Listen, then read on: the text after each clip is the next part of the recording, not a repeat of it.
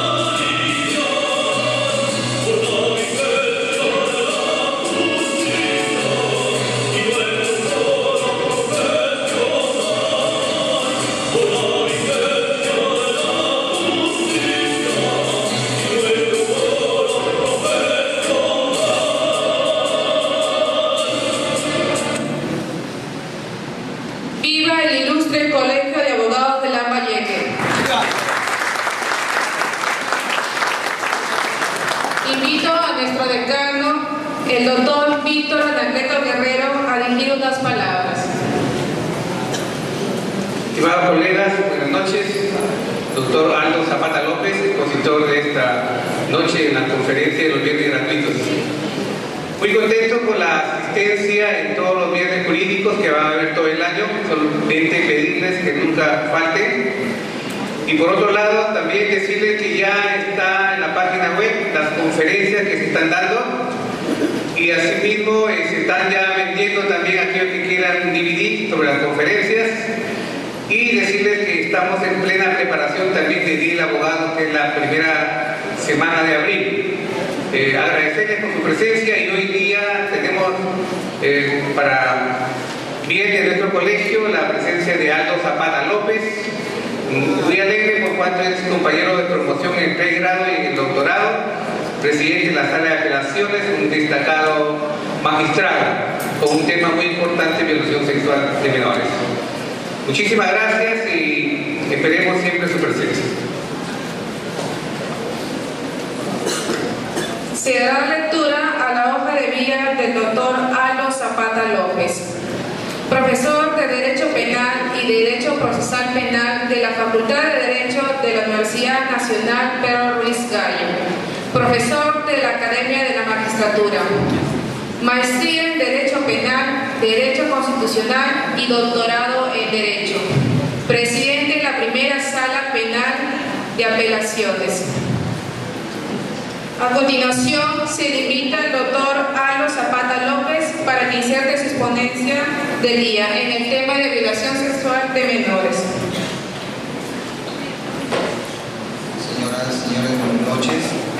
Doctor Víctor Anacleto Guerrero, querido amigo, gracias por la invitación. Es una oportunidad, como esperamos,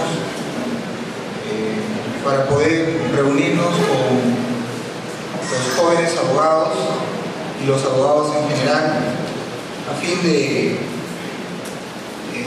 conversar, de intercambiar algunas ideas sobre temas de orden jurídico que importan al ejercicio de la profesión, en el caso de nosotros, al ejercicio de la magistratura. Vamos a hacer muy célebre esta reunión, porque como ya había pedido disculpas a Víctor, yo tengo que viajar. Sin embargo, creo que vamos a tener tiempo suficiente para precisar algunas ideas y seguro para, ante la inquietud natural de ustedes, absolver algunas preguntas si eso fuera el caso.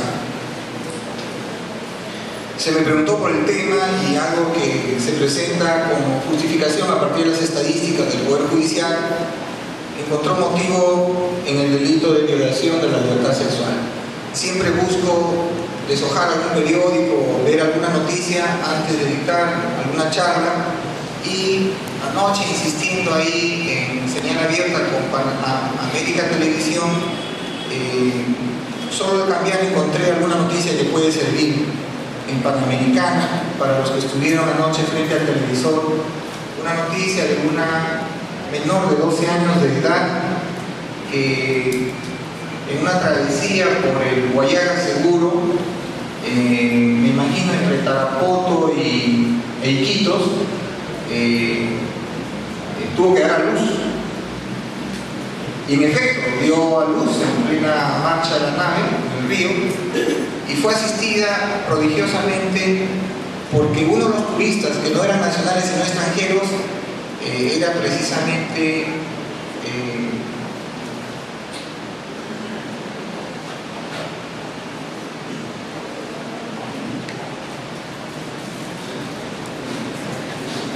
obstetra, ¿no? Y fue atendida, pues.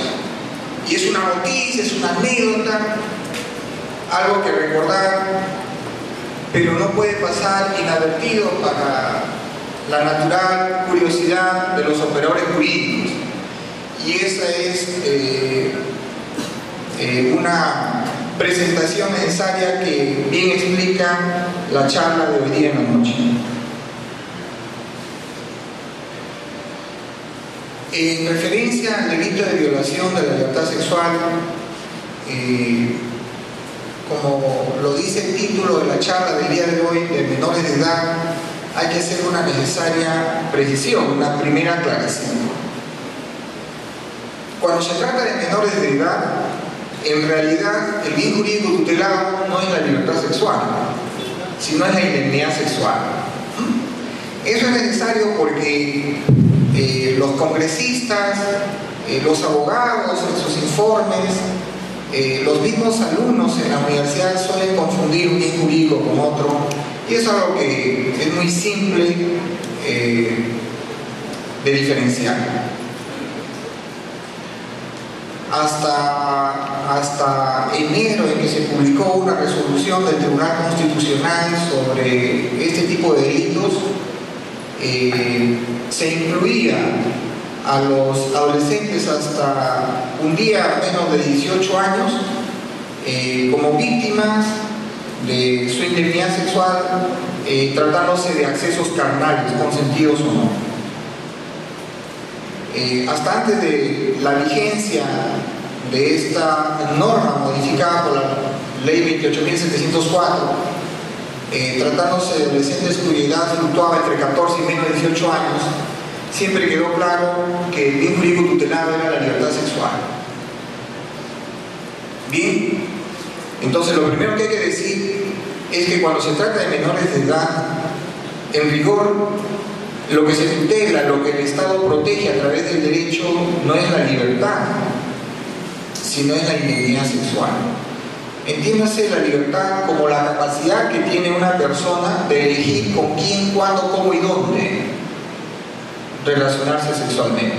La capacidad que tiene una persona de decidir con quién, cuándo, cómo y dónde. Eso supone, desde ya, a manera de conclusión adelantada, superando viejas ideas, que en este tipo de delitos no se protege el honor de las personas, de las doncellas, como decía al inicio del Código Penal de 1924, sino la libertad. Y cuando éstas no gozan de libertad por carecer de la capacidad para elegir con quién, cuándo, cómo y dónde acceder sexualmente, se protege la integridad. Entonces, tal como están las cosas ahora, es necesario precisar algunas ideas. En el Código Penal de 1924 las cosas estuvieron bien, en paz, llevaderas, vigente hasta 1991, en que se promulgó el nuevo Código Penal. Y no fue sino hasta el año 2004 en que el Perú sufrió su primer remesón en asuntos de libertad sexual e indemnidad sexual. Un tristemente célebre, reconocido médico cirujano en el Perú, Max Álvarez, seguro recuerdan el nombre, que murió recién el año pasado como consecuencia de una sobredosis a un día de salir de la cárcel, se vio envuelto en un suceso que mereció, muy al estilo de Vladimiro Montesinos, una enmienda normativa.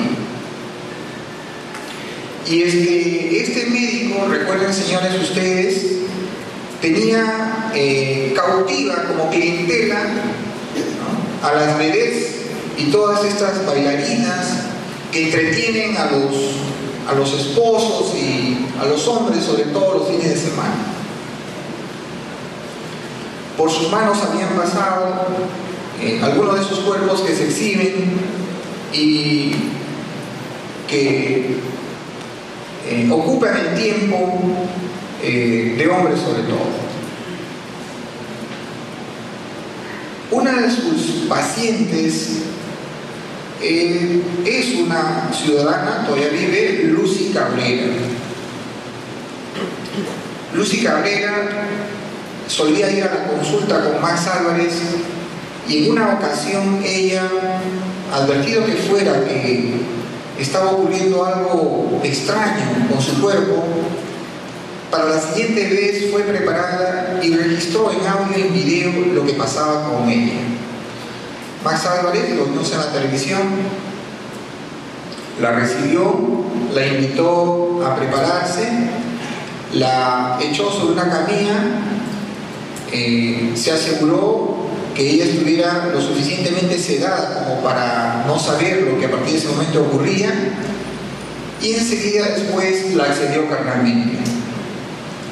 Lo que dijo Max Álvarez es que antes de propalarse el vídeo sobre ese encuentro furtivo, digamos así, transcurrió un mes, tiempo durante el cual, según el finado Max Álvarez, Lucy Cabrera había ensayado varias propuestas para evitar que ese vídeo se publicara, ¿no? Finalmente eso no llegó a un acuerdo feliz y el vídeo se hizo público. Pero lo que ocurrió y las cámaras pudieron registrarlo fue que Max Álvarez accedió a Lucy Cabrera valiéndose de una prótesis. Y esto, aun cuando parecería algo singular o anecdótico, fue tan definitivo para el derecho que se presentó una disyuntiva de si el acceso carnal a una persona, mujer en este caso, mediante el uso de prótesis u objetos, configuraba el delito de violación de la libertad sexual en el Perú. Y la respuesta para los tiempos de la modernidad, con la ayuda del internet, fue casi unánime. Esa figura en el Perú era atípica, porque en el Perú simple y llanamente reprodujimos tal cual el tipo penal de violación previsto en el Código Penal de 1924, donde básicamente el hombre, generalmente sujeto activo en este tipo de delitos, sin ayuda, sin objetos, accedía carnalmente a su víctima, generalmente una mujer. Y eso determinó un antes y un después en los delitos de violación de la libertad sexual. Porque a partir de ese momento, copiando la norma prevista en el Código Penal Español de 1995, contuvimos supuestos de hechos que hasta ese momento no existían, que incluyó entonces como accesos carnales, violaciones, es decir, no solo la introducción del pene, sino de objetos y hasta otras partes del cuerpo.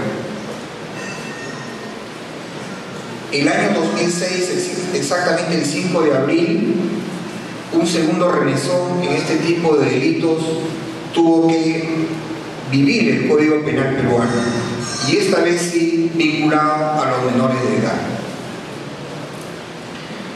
El 5 de abril del año 2006 se aprobó la ley 28.704, que modificó, entre otros, el artículo 173 del Código Penal, y que es recordado por todos nosotros porque ya tiene o tuvo hasta hace 2 meses escasamente varios años de vigencia.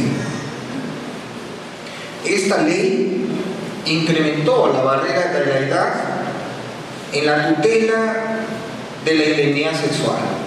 En el Código Penal de 1924 e iniciada la vigencia del nuevo Código Penal de 1991, siempre se protegió al menor de edad hasta los 14 años. Es decir, se protegió suponiendo que no tenía capacidad o que no tiene capacidad para decidir libremente sobre su sexualidad. Es decir, se protegió su indemnidad sexual. Pero esta ley será recordada porque, lejos de actuar como la comunidad internacional, como los países vecinos que incluyen al propio Ecuador, Bolivia, Argentina, Brasil y por supuesto en Europa, España, entre otros, lejos de reducir la edad para la tutela de la indemnidad sexual de menores de edad, la incrementó hasta los 18 años menos un día. Eso sí originó una disfunción que tuvo consecuencias inmediatas y que mereció, esta vez creo de manera muy acertada, pronunciamientos de la Corte Suprema de Justicia que se aprobaron como precedentes vinculantes a acuerdos plenarios que trataron de limitar las consecuencias graves previstas para esta novísima figura de actos contra la dignidad sexual de adolescentes cuya edad fluctuaba entre los 14 y menos 18 años de edad. Y fue una disfunción fácil de verificar porque no se modificó o derogó de manera expresa o tácita normas importantes, no solo del Código Penal, sino del Código Civil. Recuerden ustedes, señores, que el Código Civil, al hablar de la capacidad de goce, pero sobre todo de la capacidad de ejercicio, habla de incapacidad absoluta y de incapacidad relativa.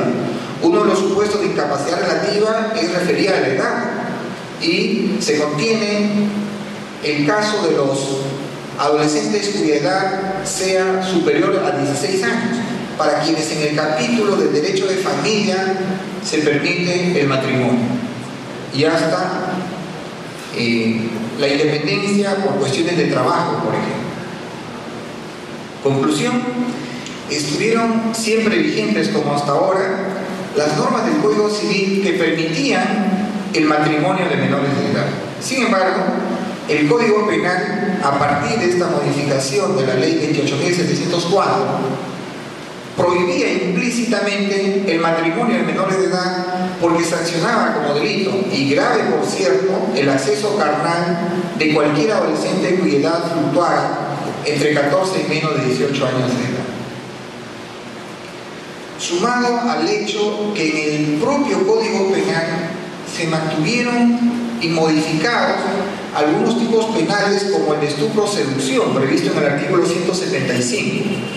Recuerden este delito singular que vino en su redacción típica tal cual desde el Código Penal de 1924, donde en sus inicios se protegía, no como ahora claramente, la libertad, sino el honor de la doncella, mujer virgen, a sus inicios o en sus inicios.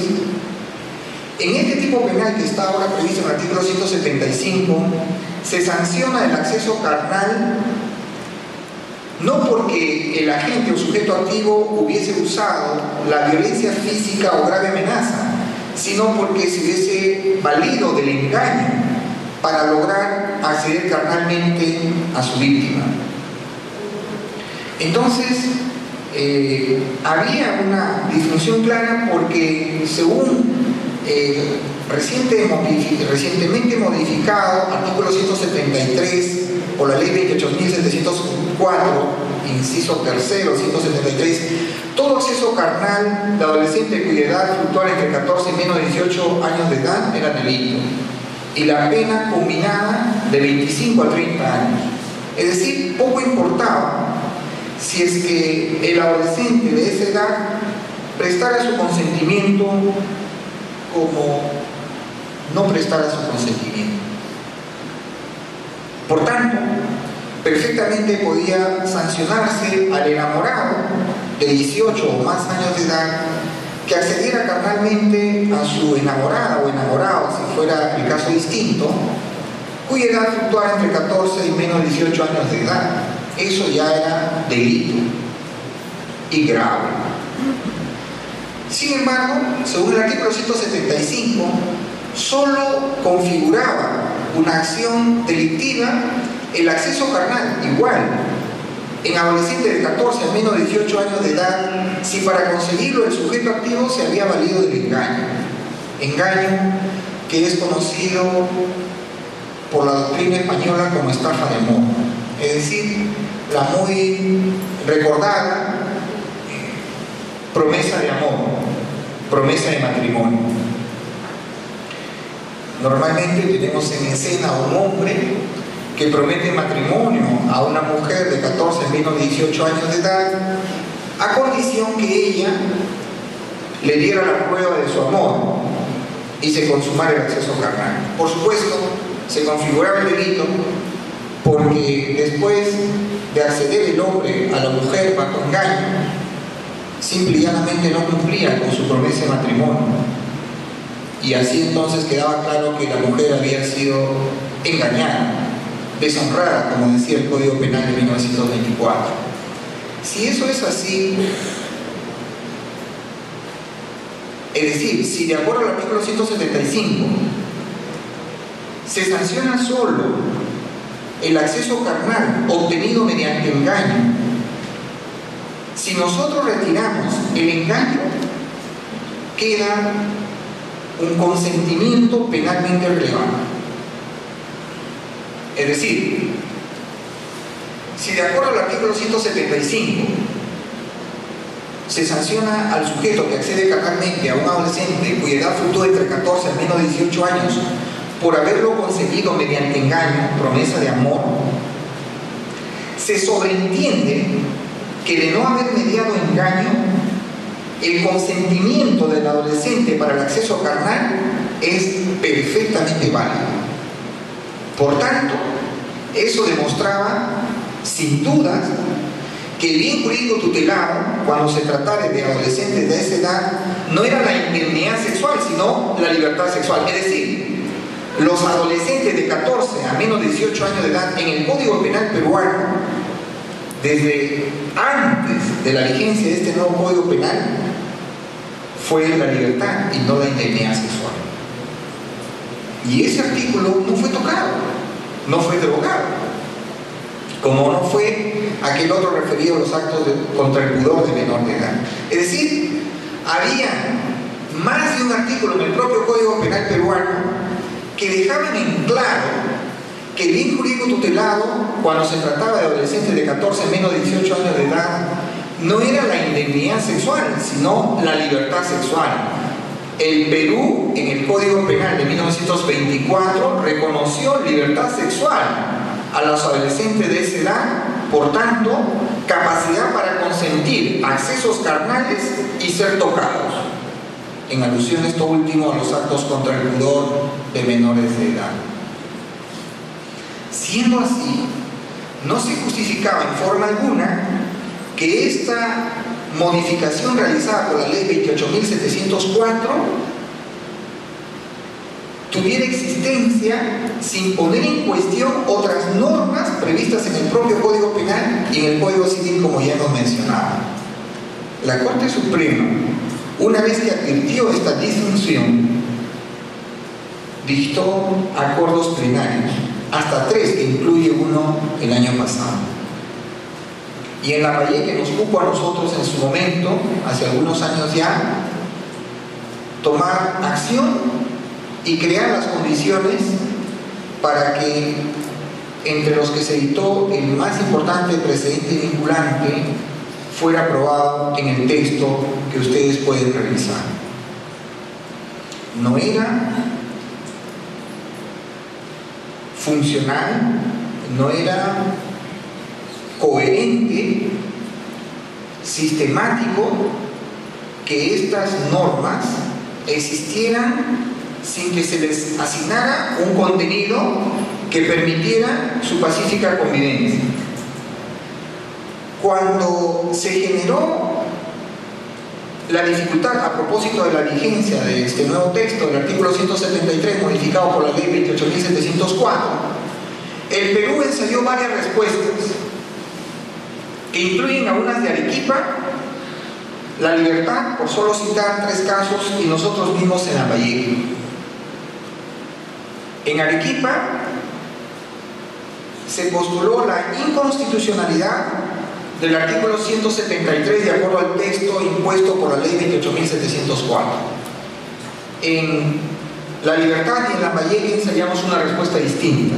Dijimos nosotros, la ley, la modificación de la ley, el artículo 173, inciso tercero, sí es constitucional, pero vía interpretativa por encontrársele un contenido conforme a la Constitución. Finalmente, el Tribunal Constitucional, decía al inicio, en una sentencia que se dictó recién en diciembre y se publicó en enero, analizando la enmienda normativa del artículo 173, inciso tercero, declaró su inconstitucionalidad. Parece ya la Corte Suprema adelantándose a una decisión del Tribunal Constitucional, dictó un último acuerdo plenario en el que, en una aprobación muy dividida, por mayoría de un magistrado supremo, se estableció que los casos de acceso carnal de adolescentes de 14 menos de 18 años con violencia o grave amenaza no debería aplicarse esta misma sanción penal prevista en la ley 28.704, sino la prevista en el artículo 170, tipo básico de los delitos de violación de la libertad sexual. Y en minoría, bajo la ponencia de Víctor Prado Saldarriaga, dijeron que debería aplicarse tal cual el artículo 173.3 modificado por la ley 28.704. Asuntos que parecen confusos para el común de la gente, pero que no son sino curiosidades, de acuerdo a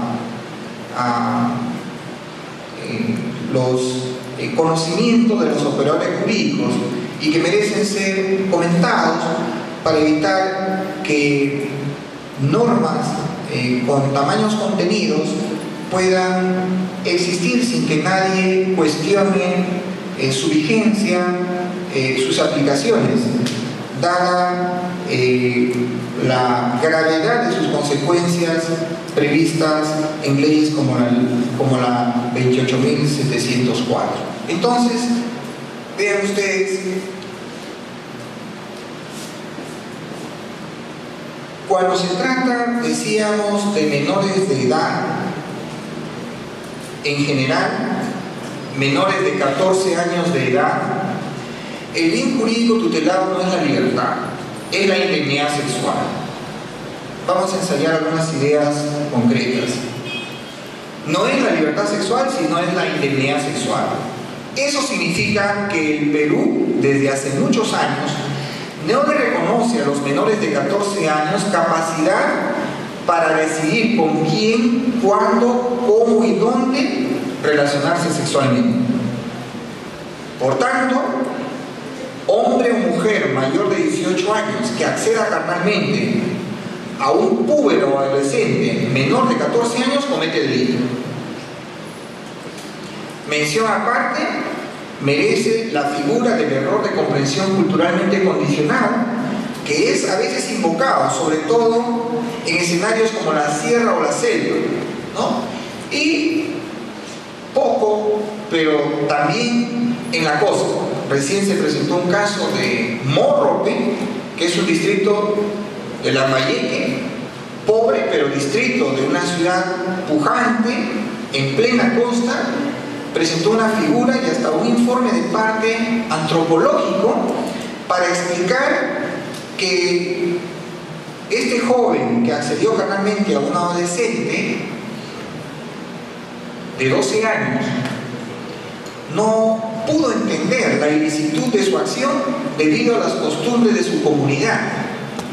Es una curiosidad total, porque pensamos siempre como profesores universitarios en ese tipo de alegaciones en ciudades de la selva o de la sierra, pero no en la costa, menos todavía en Morro, que está muy cerca de Lambayeque. Cuando nos vamos a Piura debe estar más o menos a 30 minutos de Chiclayo, ¿no? Alegaciones de ese tipo, error de comprensión culturalmente condicionado, porque un mototaxista de ese lugar de 22 años, si mal no recuerdo, adujo que de acuerdo a las costumbres de su comunidad, me imagino se refería a la comunidad de Morrope, los accesos carnales eran acostumbrados desde cuando las adolescentes eran muy tiernas, ¿no? Como los 12 años de edad. Pues bien, esa alegación por supuesto no prosperó y fue claramente mal invocada la figura del error de comprensión culturalmente condicionado, que podría presentarse en algún caso, aun cuando sea muy difícil de admitir, dado a que la cultura occidental en este tiempo, con las facilidades de acceso que proporciona el internet, es muy difícil que encontremos personas que se encuentren excluidas, por decirlo en un término que gusta o llanta humana, de la cultura occidental. Pero por lo demás, tratándose de menores de edad, la ley es clara, siempre lo fue. Todo menor de 14 años que es accedido, con o sin su consentimiento, es víctima de un delito contra la indemnidad sexual, porque insisto, no es el bien jurídico tutelado la libertad, sino la indemnidad. Por tanto, en adelante, cuando hablemos de menores de esa edad, refirámonos con propiedad a delitos que afectan no su libertad, sino su indemnidad sexual. Y a partir de la decisión del Tribunal Constitucional, que declaró inconstitucional el artículo primero de la ley 28.704, que modificó el inciso tercero del artículo 173 del Código Penal, igualmente, como antes ocurrió, los accesos carnales de adolescentes cuya edad fluctúa entre 14 a 18 años de edad o a menos de 18 años de edad está condicionado a que sean consecuencia de un consentimiento válido, penalmente relevante, que decante el error y por supuesto la violencia o la grave amenaza. Porque si fuera obtenido bajo engaño configuraría el delito de estupro o seducción.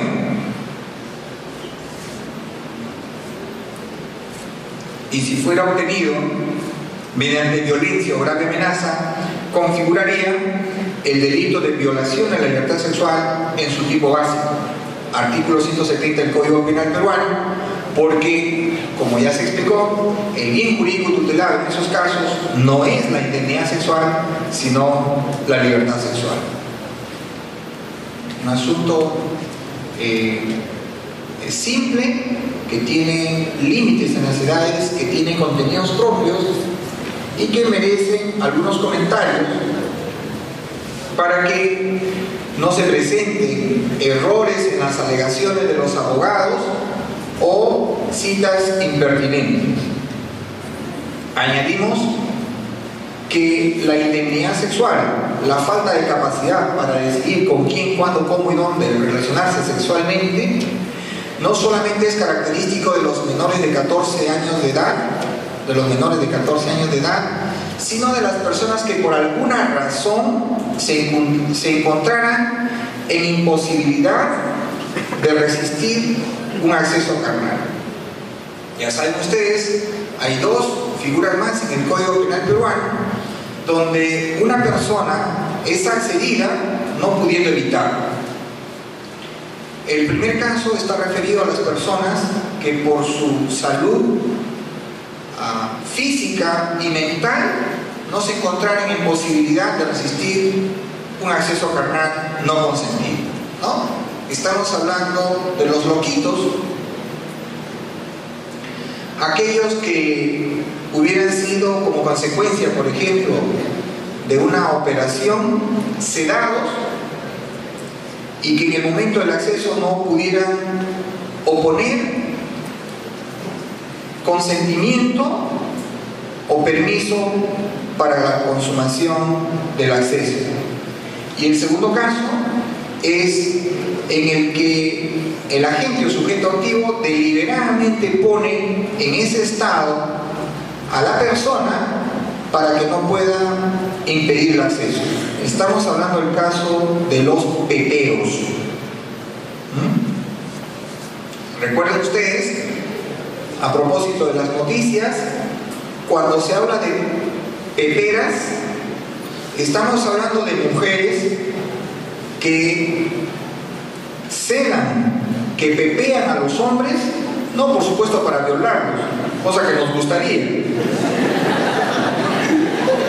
sino para sustraerle su patrimonio, que configura un delito, un supuesto de delito de robo agravado. Pero cuando hablamos de los peperos, estamos hablando de hombres que pepean o cedan a las mujeres, por supuesto, no para robarles, sino para accederlas carnalmente, como generalmente ocurre. Entonces, la libertad sexual es el bien jurídico en general aplicable a las víctimas mayores de 14 años. La indemnidad sexual es el bien jurídico tutelado tratándose de menores de 14 años y de personas mayores de 18 años cuando no se encontraren en capacidad de oponer resistencia al acceso carnal.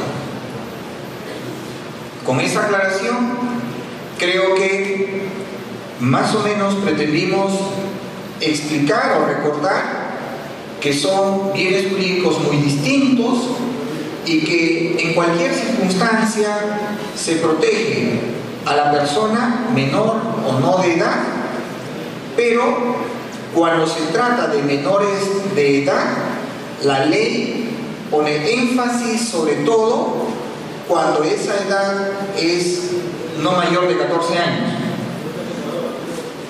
estableciendo como consecuencias jurídicas penas más severas, porque no se reconoce a los menores de esa edad libertad y se protege entonces su indemnidad o intangibilidad sexual. Lo mismo protege el derecho a los adolescentes de más de 14 años, así como a los adultos, a través de la tutela de su libertad, con penas, por supuesto, que se diferencian de las primeras por la severidad en la sanción. Bien, eso es en tiempo muy apretado lo que quería comentar con ustedes, con toda confianza, sobre todo para los que recién llegan. Estoy dispuesto a absolver las preguntas que ustedes quisieran presentar sobre teoría o sobre algún caso, como ustedes gusten.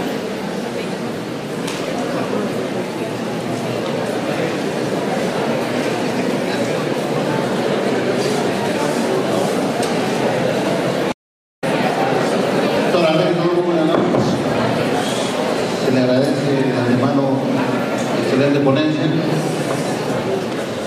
La pregunta es la siguiente. Usted nos ha hablado respecto al error de comprensión culturalmente condicionado. Pero, ¿qué pasaría si en los menores de edad, de 14 años de edad, que a la pareja con quienes tienen acceso carnal mienten en cuanto a su edad? Por ejemplo, hay un caso de una menor de 13 años. Ya aparece Cajamarca. Señor abogado, una sola aclaración antes de que continúe la pregunta. ¿No está en mi sala? No. Ya. No, pero él está pidiendo la decisión por adelantado. No. Investigación. Continúo.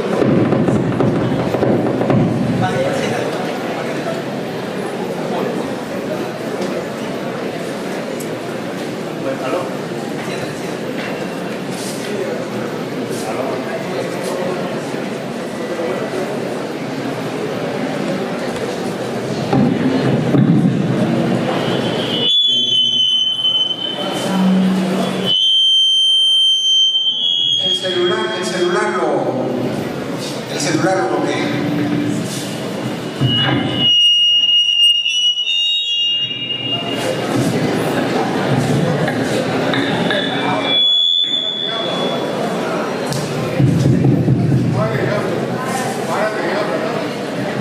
Bueno,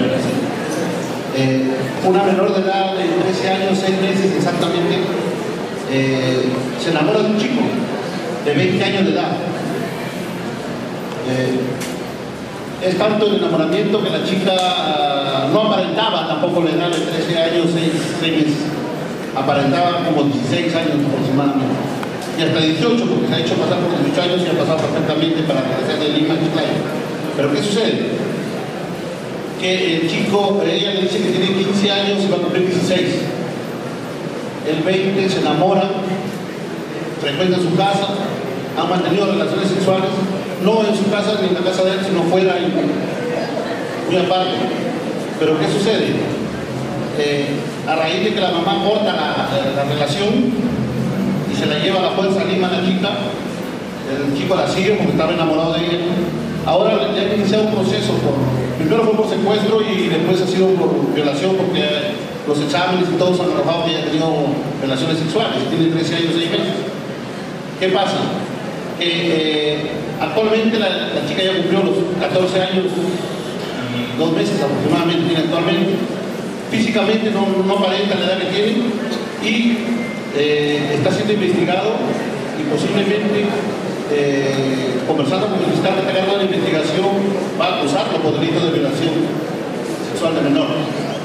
Entonces, actualmente la relación ha continuado. La chica está embarazada, ¿no?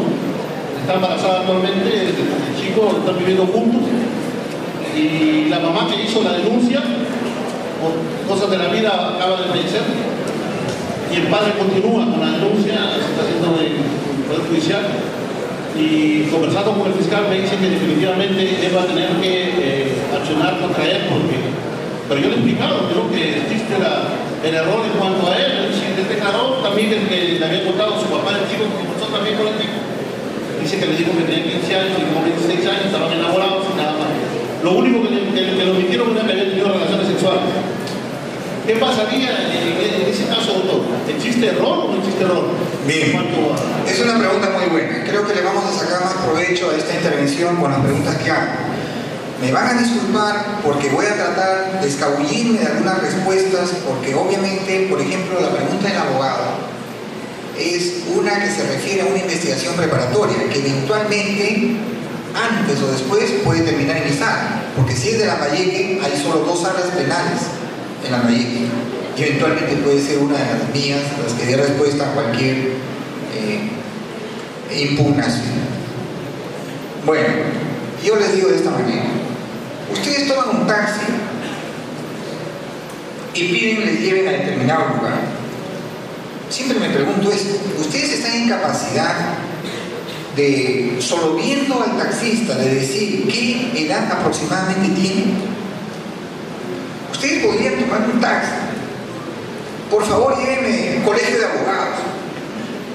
Me espera una conferencia que promete ser buena y estoy dispuesto a pagar lo que usted me pida, que no exceda 3 soles.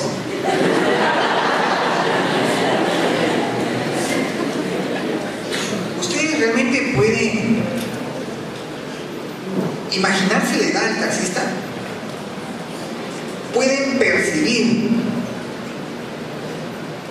señas, características físicas de él, al punto de recordarlo si lo vuelven a ver? Pero sobre todo, a establecer en promedio, aunque sea, la edad del taxista. Por favor, inténtenlo. Inténtenlo, y cuando pare la carrera, después que han hecho un análisis teórico sobre la base de sus características físicas, pregúntenle y que les digan su edad para ver cuán asertivo es la idea que tienen sobre ese tipo de mensura, sobre ese tipo de precisión. Señores, es muy difícil. Ahora que tenemos el caso de un adolescente que tiene 13 años, 6 meses, que aparenta tener 16 años. Yo no sé, debo estar viejo ya, pero yo no sé si podría distinguir entre un adolescente de 13 años, 6 meses y un adolescente de 14 o de 15, de 16 o 18. Lo único que yo recuerdo de esas edades es el pasillo, 17 años, no más. Y tengo una hija que tiene 17 años, pero para mí sigue siendo una niña. Y a veces cometo el error de tratarla como tal. Y me pongo celoso cuando alguien la mira como señorita, porque ya lo es.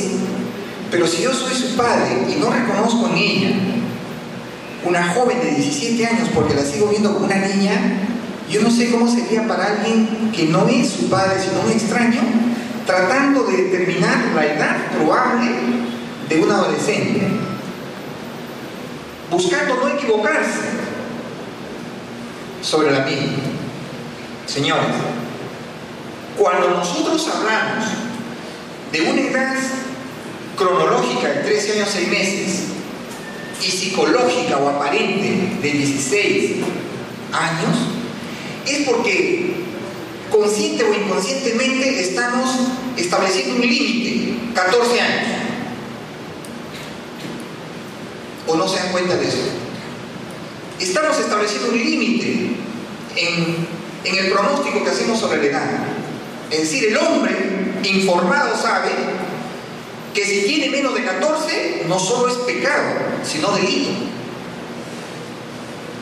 Pero si tiene más de 14 sigue siendo pecado, pero no es delito.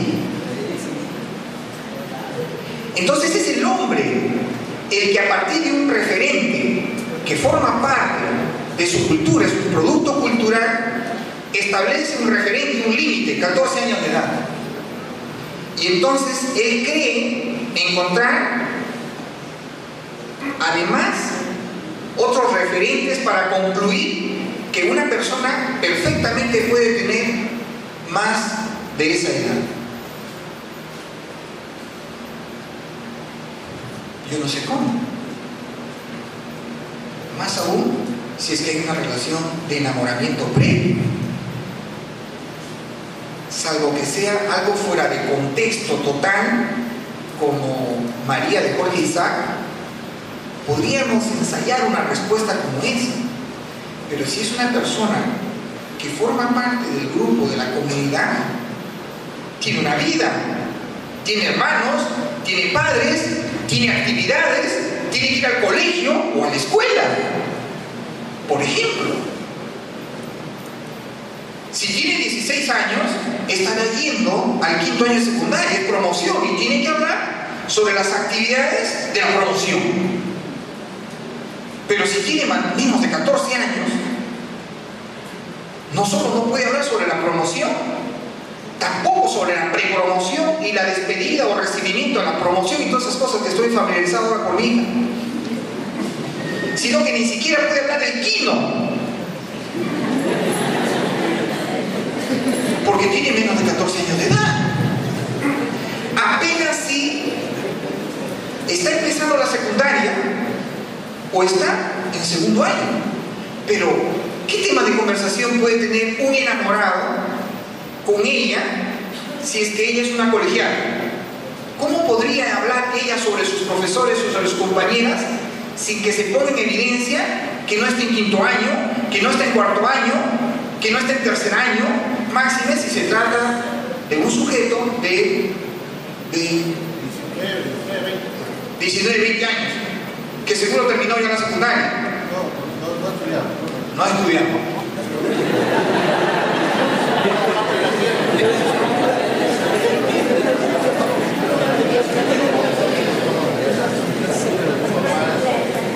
Bueno, ahí hay una confusión, ¿cierto? Una cosa es el error de comprensión culturalmente condicionada y otra cosa es el error de tipo. El error de comprensión culturalmente condicionado tiene a un sujeto que por dificultades en el acceso a la cultura occidental no puede entender la ilicitud de su acción. Es decir, sin ofender, se trata de un sujeto que vive en una comarca, en una gleba, en una tribu, que por falta de acceso a la cultura occidental no puede entender patrones de vida como prohibiciones sociales, jurídicas, que establecen como obligación conductas. Para todos existe una prohibición de acercarse, de acceder, de tocar a menores de 14 años. Es decir, esas personas, por su ubicación, por su cultura, pero no tanto por su cultura, sino por desconocimiento, falta de acceso a otra cultura que es la nuestra, la occidental, no se encuentran en capacidad de entender que el acercarse, enamorarse, el tocar o acceder carnalmente a un adolescente de menos de 14 años es un delito. Y yo siempre les digo, presenten un caso. Y cuando tenga duda sobre esa falta patente de acceso a la cultura occidental y del conocimiento de todo un acervo de normas de vida que incluyen las prohibiciones de las que estamos hablando, hasta de oficio dispondré que hagan una pericia antropológica para saber si en efecto se trata de una persona en esas condiciones.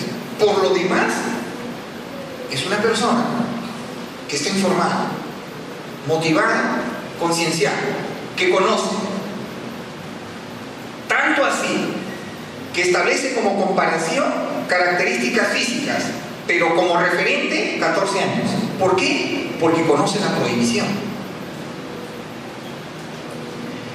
Y hay una confusión, digo, porque una cosa es el error de comprensión culturalmente condicionado, que es una forma de error de prohibición, y otra muy distinta es el error de tipo, en el que al margen del conocimiento sobre la prohibición, se conoce exactamente la prohibición, hay un error patente en las calidades o condiciones o características del sujeto pasivo.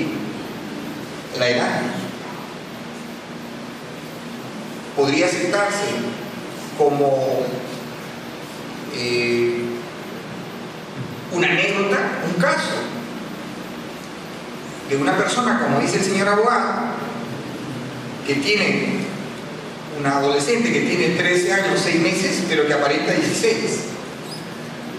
Yo no sé cómo podríamos hacer para convencer a un juez con entrenamiento sobre esta confusión. Lo primero, habría que volar para crear la prueba antes de que esa adolescente cumpla siquiera los 14 años de edad, porque está en la edad precisa en que los cambios en su organismo determinan cambios en su aspecto físico. Por tanto, la prueba tiene que ser tan oportuna, porque solo así convencerá de un posible error, porque lo contrario no podría establecerse a partir de una pericia, por ejemplo, en un momento posterior, ¿no?, para que el perito convenza al juez que por las características que ella advierte teniendo ya 15 años, puede determinarse que cuando tenía 13 años, 6 meses, aparentaba más de 14. Es muy difícil. Sería un poco convincente y sería no muy adecuado en el trato del caso que debe dispensarse el profesional abogado. Podría presentarse el caso. Eso lo tiene que decir el abogado, eso lo dirá el caso, pero encuentro muy difícil que eso ocurra, sobre todo cuando no se trata de una relación furtiva, al paso, con un adolescente de 13 años, 6 meses, sino de una relación consentida al inicio, permanente, con un adolescente de esa edad, que supone un trato que, por menos inteligentes que seamos, y eso no tiene que ver con el grado de instrucción, no se equivoquen, no tiene que ver esto con el grado de instrucción, no porque me digan que no terminó la universidad o la secundaria o la primaria, es alguien que no se encuentra en capacidad de distinguir. El ser humano es perfecto, la instrucción no hace mucho en él, sino darle la posibilidad de emplearse en algo distinto.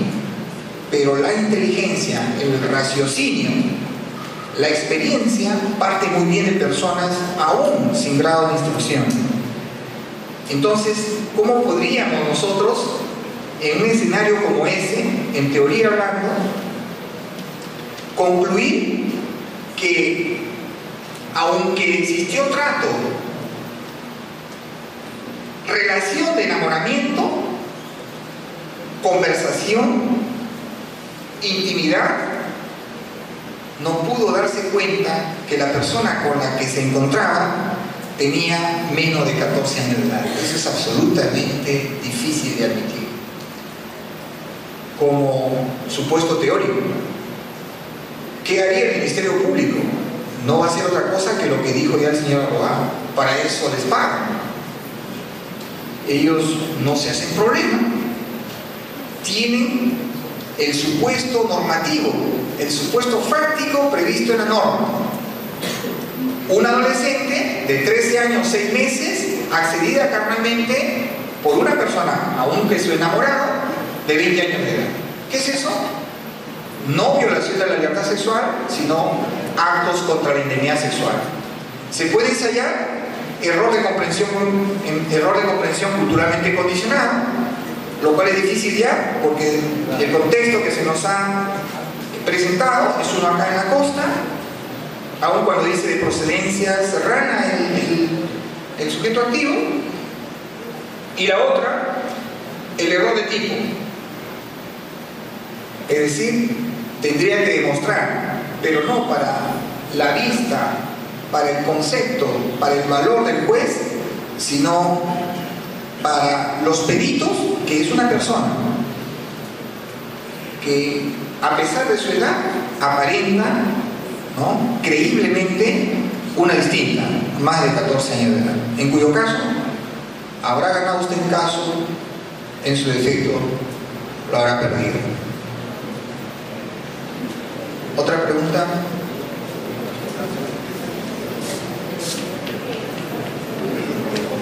Hola, buenas noches. Me habla el abogado José Verante y Campos, doctor. No sin antes agradecerle y admirar al doctor su gran exponencia que ha hecho. Pero, doctor, creo que tenemos que no ponernos en un derecho penal del enemigo tampoco, ¿no? Sino el artículo 15 del Código Penal es claro.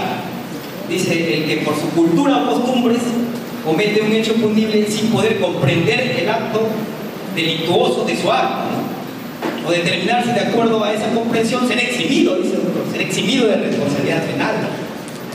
O sea, nosotros tenemos que entender, doctor, bueno, viendo el caso, o tocando el caso del doctor abogado que me tocó anteriormente, el colega, entonces, ¿qué haríamos, doctor, en el caso de que la persona cometió el ilícito, contaba con 19 años, pero su hecho puede ser, doctor, típico, puede ser antijurídico, lo cual es reprimible también ante la sociedad, pero no puede ser, doctor, punible? O sea, el artículo 15 yo lo veo de esa manera, doctor, es claro, porque la persona por su cultura, hay personas que no comprenden, inclusive nosotros como abogados a veces no estudiamos nuestro código, no estudiamos las leyes, y no podemos, y cometemos ilícitos a veces, pero sin pensarlo, sin tener esa conducta delictuosa. Por eso yo, doctor, quería hacerle esta pregunta. Nuestra conducta, pienso, doctor, que puede ser típica, puede ser antijurídica, pero no culpable, en base al artículo 15 del error de comprensión culturalmente condicional, donde exime la responsabilidad penal, doctor, lo exime la cosa. Inclusive si no se adecúa, dice la conducta, puede atenuar la pena, doctor. Gracias. Bien, una aclaración para la vehemencia de la intervención. El error de comprensión culturalmente condicionado no fue propuesto para su regulación normativa por los ronderos o las comunidades campesinas de indígenas y nativos de que habla la Constitución. Fue propuesto por Raúl Zaffaroni. Así que no vayan a ubicarse en contexto para pensar que deliberadamente nosotros creamos esa figura para los comuneros. Es muy teórico la figura. Está prevista sin duda. Puede presentarse el caso también. Yo les estoy diciendo, ustedes son abogados y van a llevar un caso ante nosotros para decidir sobre su base. Pero salvo que demuestren que se trata de una persona que cae dentro del supuesto previsto en el error de comprensión culturalmente condicionado creado por Zaffaroni, las consecuencias jurídicas previstas en la norma que refiere el abogado se darán. En su defecto, no. Eso, señores, es muy difícil de admitir.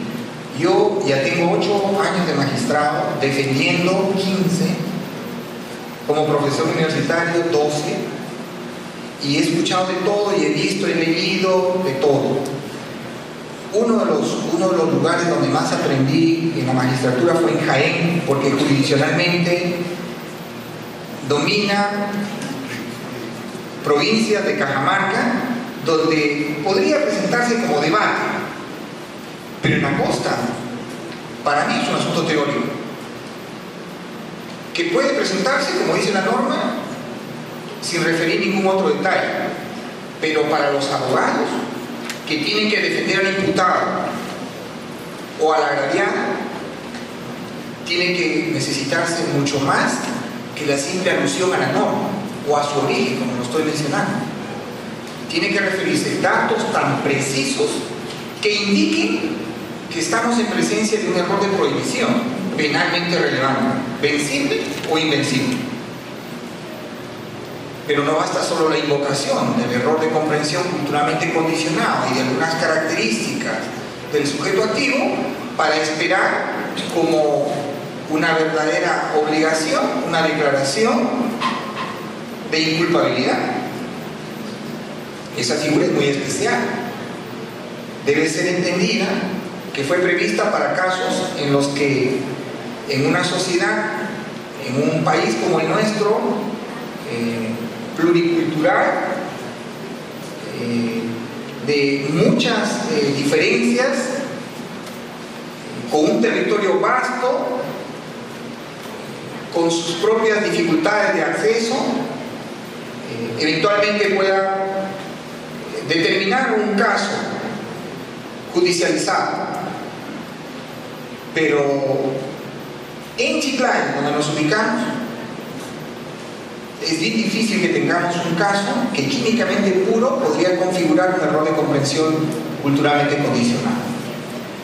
El sentido común, la experiencia, la lógica nos indica que frente a supuestos como ese, la prueba tiene que abundar. Y un estudio antropológico es lo mínimo que se espera. Un examen, una pericia antropológica que explique que lo que invoca como defensa es creíble y que se debata en hora buena en juicio, pero sin una perspectiva así, eso es como lo estudiamos en la universidad, una figura, un supuesto de error de prohibición que tiene además dos presentaciones. Pero para los abogados, y ustedes lo son, Víctor, son abogados, todos, alumnos que van a ser abogados, eso tiene que tener una lectura en la realidad, en el caso. Y hay que conocer o preocuparnos por los detalles para que con éxito pueda invocarse una defensa que configure un error de comprensión culturalmente condicionado. ¿Otra pregunta? ¿Con toda confianza? Sí.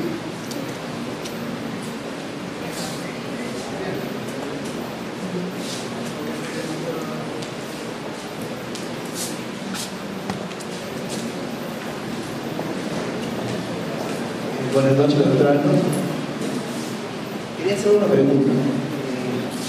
¿Se puede sostener un proceso o violación sexual de menor de 14 años 6 meses con el artículo 170 cuando solo se tiene como prueba una pericia psicológica que la víctima presenta estrés postraumático por situación de violación ¿cómo se llama? del imputado? Recordemos el acuerdo plenario 2 del 2005 sobre la ausencia de integridad subjetiva, porque la chica tiene su enamorado y su papá no la dejó y está que denuncia a su papá. Segundo, la verosimilitud, que existan otras corroboraciones periféricas de las cuales no existe. Y tercero, la persistencia en la incriminación. Solo tenemos una sola declaración de la víctima. Muchas gracias. ¿Es un menor de qué edad? 14 años, 6 meses. Ya. ¿Quién es el imputado? ¿Su papá? Su papá. Bien. Para que mejor podamos interiorizar los mensajes del derecho, llevémonos a la realidad, establezcamos, algún tipo de comentario. ¿Es posible que los padres accedan carnalmente a sus hijos? Sí. ¿Es posible que sobre todo los padrastros accedan carnalmente a sus hijastros? No solo es posible, sino que es frecuente. Acostumbrémonos. Muchos de los casos que vemos de acceso carnal de adolescentes menores de edad son de padrastros a sus hijastros. Algunos también son de padres a hijos. Me parece que la pregunta no está referida tanto a los ámbitos del derecho penal, sino del derecho procesal penal. Por eso es que se habla de ausencia de incredibilidad subjetiva, verosimilitud y persistencia en incriminación. Acuerdo plenario 2 de 2005. Bueno, este es un asunto muy real, este es un asunto muy frecuente, recurrente. ¿Quién es el padre? ¿Quién es el padrastro? Pero ¿qué significa para el hijo o para el hijastro el padre o el padrastro? Significa el soporte, significa el sostén propio y de la familia.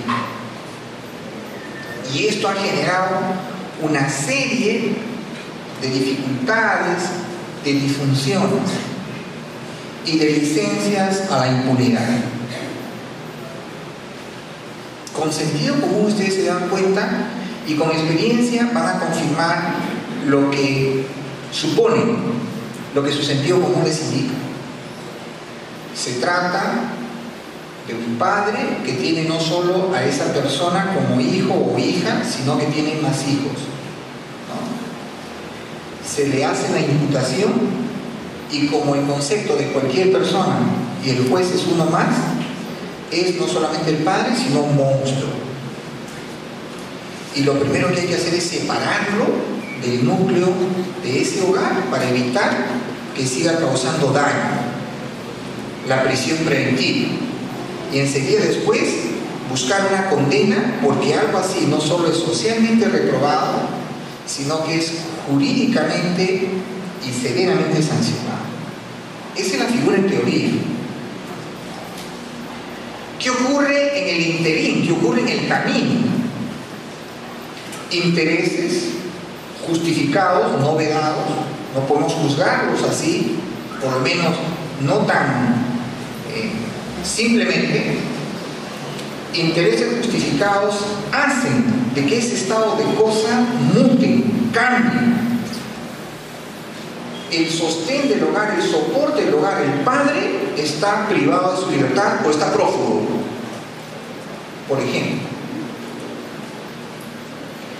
Y se generan consecuencias inmediatas, porque se trata de una familia donde hay menores de edad, quienes reclaman no solo la presencia del padre de familia, sino la protección económica de él sobre todo. Entonces empiezan no remordimientos, sino un juego, un conflicto de intereses que surge desde quien hace la propia imputación.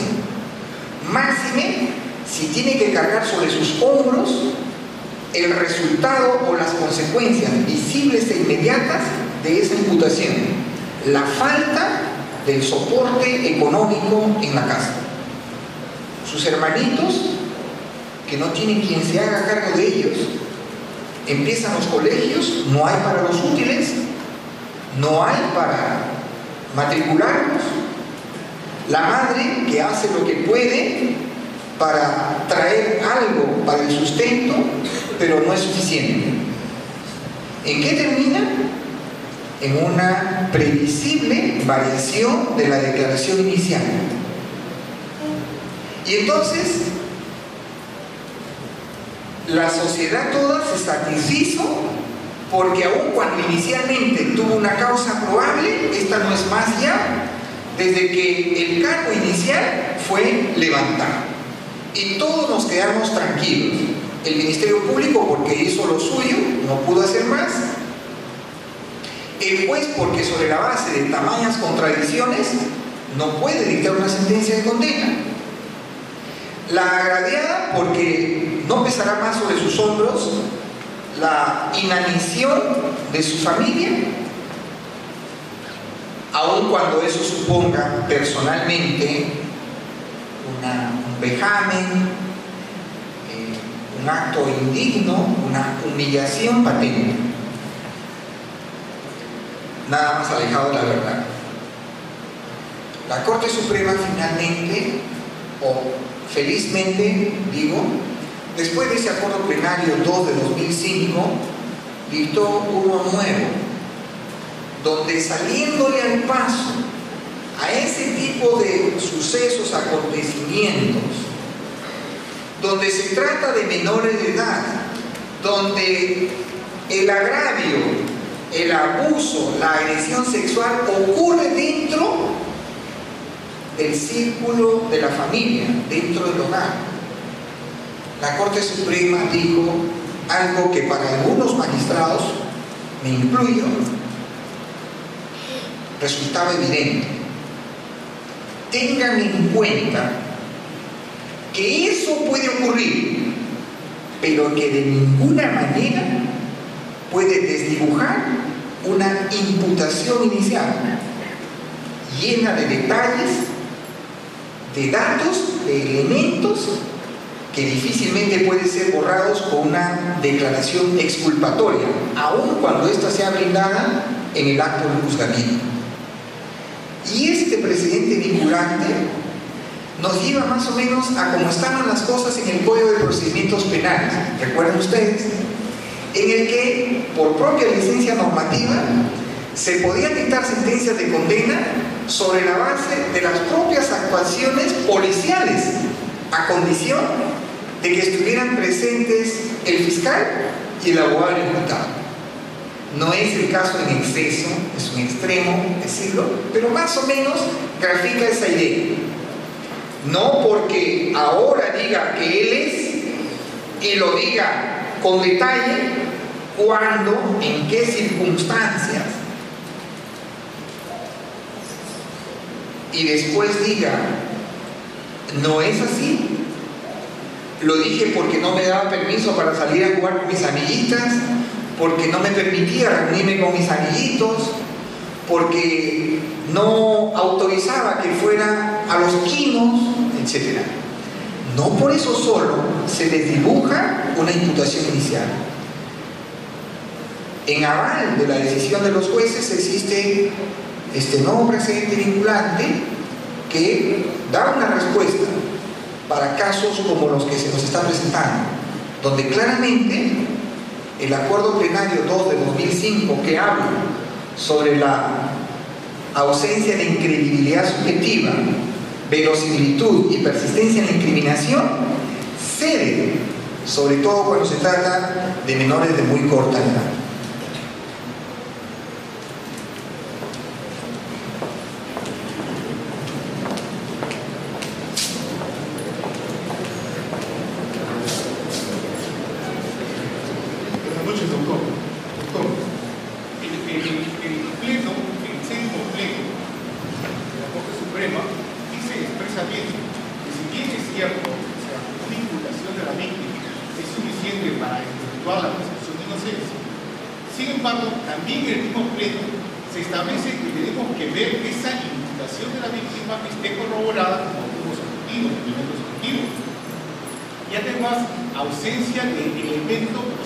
Ausencia de elementos subjetivos que desvirtúen la declaración de la víctima. Yo estoy de acuerdo con su ponencia, pero parcialmente, porque usted ha indicado que en el caso de retractación de la víctima, habrá que considerar que lo hacen por motivos de carencias económicas o por cuestiones familiares. Pero también tenemos que tener en cuenta que ese pleno establece expresamente y prácticamente, y que está corroborado también por sentencias del Tribunal Supremo Español, donde establece que muchas veces hay desavenencias conjugales, hay divorcios, hay separaciones, hay celos que llevan a que la madre o un familiar cercano a la víctima aconseje y dirija a la víctima a que dé una vinculación falsa. Entonces hay una circular, la 03 de 2009 de la Fiscalía de la Nación de España, donde recomienda a los fiscales y a los jueces españoles que tengan mucho cuidado en valorar esos medios probatorios. ¿Por qué? Porque es un hecho, y en familia también se da, que las deudas de alimentos, la infidelidad, conlleva a uno de los progenitores a aconsejar, a sugerir a los hijos que mientan y atribuyan a sus padres o a sus padrastros cuestiones falsas. Por lo tanto, su planteamiento, estoy de acuerdo parcialmente. Hay que verlo en una globalidad. La globalidad nos dice que es cierto, la declaración de una menor es válida, y aún cuando se retracta es válida, pero hay que ver también los motivos de incredibilidad subjetiva. Otro aspecto que me parece, doctor, que usted no hizo referencia a la respuesta del joven, era respecto a la prueba psicológica. En el acuerdo plenario 1 de 2000, el sexto acuerdo plenario 1 de 2011, dice expresamente que debemos remitirnos a la prueba psicológica. El joven, el abogado joven, digo, porque bueno, el joven, en comparación conmigo, pues hace referencia a prueba psicológica. Pero yo he visto los dictámenes periciales del Instituto de Medicina Legal y solamente se expresan a trastornos de estrés postraumático, a cuadros de ansiedad o de depresión. Pero también tenemos que ir un poco más allá. Ahora el derecho penal en Estados Unidos, en Italia, en Inglaterra, en el mismo España, ya no están hablando solamente de estrés postraumático, están hablando de credibilidad del testimonio. Es decir, actualmente en la psicología hay una rama que se llama psicología y testimonios. Son psicólogos especializados solamente en analizar las declaraciones de las víctimas, los testigos, y aplicando técnicas expresamente ya estandarizadas, permiten establecer científicamente, técnicamente, si la declaración de un testigo es probable que sea cierta o es probable que esté mintiendo.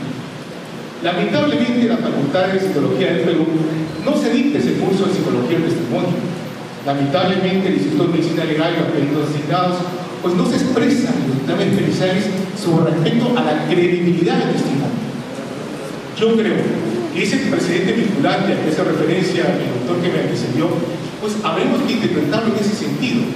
No se refiere al estrés postraumático, que por cierto, una persona, supongamos, hay casos donde personas han sido objeto de violencia sexual no una, sino 2 o 3 veces en su vida, y por diferentes personas.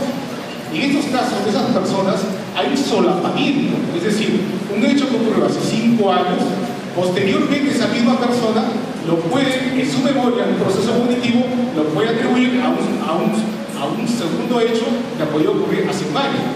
Es decir, es un hecho de hace 5 años que por un proceso de solapamiento de la memoria dice que ocurrió hace un año y la de una persona está. Entonces, todos esos procesos que es bien amplio eso sobre la psicología del testimonio, pues nos llevan a ver la necesidad, señor magistrado, que los tribunales de justicia de La Pallete, de Lima y del Perú en general estén actualizados. Es necesario que el sistema judicial peruano recoja lo que se está aplicando en tribunales de justicia de España, de Estados Unidos, de Inglaterra, de Italia, hasta de Chile. Ya existen pruebas sobre la credibilidad del testimonio. La respuesta joven es el análisis o el criterio acerca solamente de la presencia de estrés postraumático en modo alguno significa o acredita la verosimilitud de ese hecho. Es necesario un examen de credibilidad del testimonio. Y disculpe la extensión, solamente un aspecto adicional, es discrepancia con su ponencia con respecto a que la persona tendría que acreditar que la víctima menor de 14 años, posiblemente podría tener 13 años y 9 meses, o 13 años y 10 meses, tenía las características físicas de una menor de 14, 15 o 16 años. Yo considero que es un principio fundamental de la administración de justicia la presunción de inocencia. Al procesado se le presume inocente, al procesado no se le presume culpable. Por lo tanto, si el procesado, y en este caso el abogado que antecedió, el doctor Martínez, hizo referencia que su enamorada, la chica de 13 años y 6 meses, le manifestó al joven de 22 años que tenía 15 años o tenía 16 años, obviamente ese joven, si no tenía mayor contacto con el vínculo cercano a esa persona, estaba en un error de tipo. Hay que recordar que el error de tipo puede ser vencible o invencible, y por eso termino, disculpe señor Recato, el error de tipo invencible es aquel que no puede superar. Por ejemplo, usted muy bien puso ese ejemplo de las uniones por encuentros furtivos. No conoces a la persona, no sabes su edad, te dice una edad determinada y tú lo crees. Otra cosa es el error vencible, que se trata de personas que son enamorados y por tanto hay más posibilidades de conocer. Entonces, mi idea activa, y con eso termino. En el caso, partimos de un principio fundamental, la presunción de inocencia. Es necesario que se pruebe fehacientemente su culpabilidad, y en el caso que el procesado indique que la víctima le indicó que tenía 14 o 15 años, habrá que creer en esa posibilidad, y hay que ver las circunstancias concretas que le llevó a esa persona a creer que tenía 14 o 15 años. Eso es todo. Bien, interesante intervención, pero en verdad no he encontrado en ninguna de las partes discrepancia, sino por el contrario, correspondencia. No le regulo ninguna pregunta, no le temo al análisis. Estoy ahí sentado estudiando, estoy acá charlando, estoy enseñando y estoy ejerciendo la magistratura. Nunca le he temido al debate, nunca le he rehuido a la pregunta. No encuentro ninguna discrepancia en verdad. la la psicología del testimonio no es un aspecto novedoso. Nosotros no somos desentrenados, somos magistrados entrenados. Nosotros no improvisamos o terminamos de magistrados porque alguien generosamente nos puso ahí. Nosotros no solo somos magistrados, nos paramos frente a ustedes y podemos sostener una afirmación y demostrarlo. No es algo nuevo. No vayan a pensar que nosotros nos guiamos tal cual por el certificado o en la pericia psicológica sobre los daños, las consecuencias que genera un acceso carnal prematuro en un menor de edad, y que por su sola base nosotros encontremos motivo para fundar una sentencia de condena, nada más alejado de la posibilidad de la forma como nosotros administramos justicia. Y voy a tomar partido de la forma como yo trabajo. O sea, no se nos estigmatice como desconocedores de nuestro trabajo.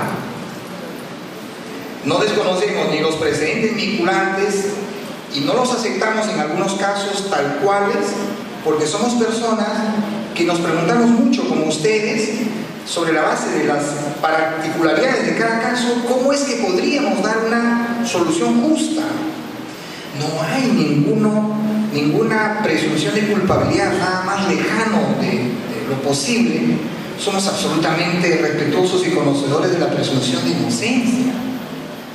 Pero por favor, no solo somos teóricos del derecho, somos operadores jurídicos, somos abogados, algunos van a ser abogados, y sabemos que quien invoca un argumento de defensa como el error de tipo no debe esperar que el Estado pruebe el error, sino que a quien le corresponde acreditar ese supuesto, esa defensa, es a quien lo alega.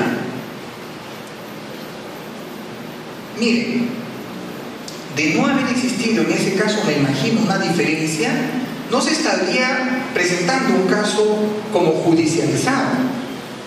Si hubiese sido un error, eso no hubiera trascendido. Pero precisamente porque hay una diferencia, es que eso se judicializó. Y el caso que nos ha presentado no es el que se corresponda con una relación furtiva, sino con una relación sostenida de enamoramiento, de licencia, de consentimiento hasta de la familia, y un siguiente momento donde surge una diferencia, un quiebre de esa relación, y las consecuencias más o menos son conocidas. Definitivamente no tenemos desacuerdo sobre lo que dice el precedente vinculante. Obviamente, nosotros no vamos a asumir que cada caso que se presenta como criterio de interpretación general sea el que se aplique a todo caso judicializado.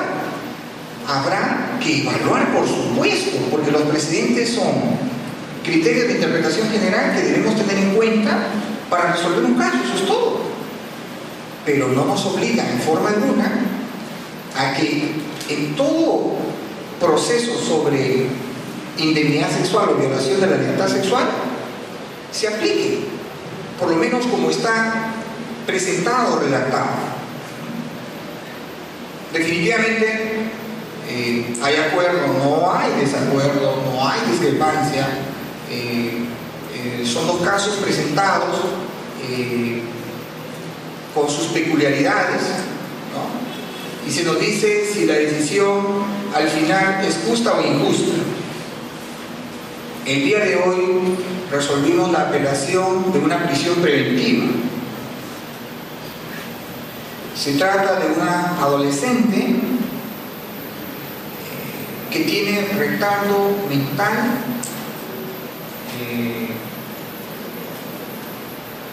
¿cómo le llaman? Retardo mental moderado. Retardo mental moderado, 17 años. Y él es una persona vinculada al entorno familiar que llega a realizar trabajos en la agricultura por la campaña. la campaña agrícola. Como en el caso que presentó el señor abogado al inicio, hubo acceso carnal repetido y finalmente embarazo y alumbramiento. Imagínense, nosotros tenemos que resolver. No solamente son los aspectos teóricos del derecho, los asuntos normativos, sino la cruda realidad. Personas que acceden carnalmente a otras, jóvenes, muy jóvenes en algunos casos, que fundan familias, pero que a la vez las dividen. Ya no solo es un asunto tan simple de decidir, es mucho más complejo. Y esperamos que las competencias y habilidades de los operadores jurídicos, abogados, fiscales, puedan sentar las bases para que la decisión no sea forzada y termine siendo una respuesta sencilla, lógica, esperada al caso presentado. Entonces, el caso de Floriñafia, el Ministerio Público requirió la prisión preventiva, el juez la negó, el Ministerio Público apeló y llega a la sala de nosotros. Y el Ministerio Público expone las razones por las que debería revocarse la resolución de primera instancia y dictarse la prisión preventiva. Y nosotros decimos, lo primero, el retardo mental moderado obsta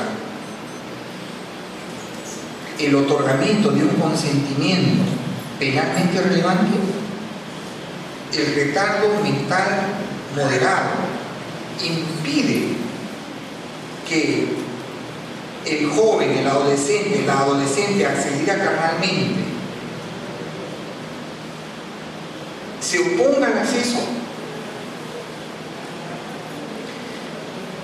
¿Esa es una violación?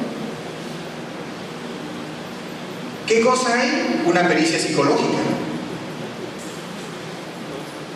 que habla de los daños como consecuencia del acceso carnal prematuro, que habla del retardo mental moderado, pero que no define si esa persona, la agraviada, está en condiciones de prestar su consentimiento y que éste resulte válido para el acceso carnal. ¿Qué sugiere al final? Una pericia psiquiátrica. ¿Se realizó la pericia psiquiátrica? No. ¿Cómo nosotros en esas condiciones adquirimos un conocimiento en el grado de probabilidad que nos licencie fundar una medida cautelar tan grave como la prisión preventiva? No hay razones para hacerlo. Entonces, no es que todo lo que se nos presente sin ningún tipo de cuidado o filtro nosotros tengamos que asumirlo tal cual. Y no es porque seamos súper entrenados en lo que hacemos, sino porque el sentido común, que nunca está desapegado del derecho, que explica el derecho, que explica la manera como actuamos, como omitimos actuar, y en el caso de los jueces cómo decidimos, nos guía. No podríamos en esas condiciones fundar una prisión preventiva, porque la base sobre la que se asienta el requerimiento o reposa sobre el requerimiento no es suficiente. Y eso significa que de estimarse prácticamente se está en camino a una sentencia de condena segura, porque lo único que falta después de la probabilidad como adquisición de conocimiento en el proceso penal es la certeza, y eso definitivamente no podría fundar una sentencia de condena. Entonces, ¿qué esperamos nosotros? Que las partes del proceso, los requirentes, actúen conforme a sus deberes, a sus respectivos roles, entregando los elementos de juicio, las pruebas que justifiquen sus pretensiones, y que nosotros seamos convencidos por ellos sobre sus razones. Y finalmente se la demos a quien le corresponde. El día de hoy hemos tenido un caso muy particular en la ciudad de Chiclayo, el caso del hijo de un ex notario de Chiclayo, que tuvo como abogado a Percy García Cabero, a quien lo hemos conocido ya como colega, como profesor y como compañero en la docencia. Pero miren la cantidad de información teórica que parece desapegada de la realidad, que parece desapegada del caso, que aparentemente justificaría la pretensión, pero que para magistrados atentos, que escuchan, que estudian, que leen, que analizan, no supone una verdadera dificultad, ni encuentra motivo para que la gente de a pie piense que lo enrevesado que puede resultar un caso es el mejor motivo para esperar de que los magistrados se corrompan. No. Ustedes son abogados, algunos van a ser abogados. El lugar que ahora nosotros ocupamos en la magistratura será en su momento para ustedes. Pero esperamos de que hagan ahora lo que les corresponde como abogados y lo hagan mejor, más comprometidos, cuando ya no solo siendo abogados, sino jueces o fiscales, tengan que decidir sobre la vida, sobre la libertad de una persona, sobre la salud, sobre el patrimonio de los agraviados, aplicando todos sus conocimientos, sin temor a equivocarse,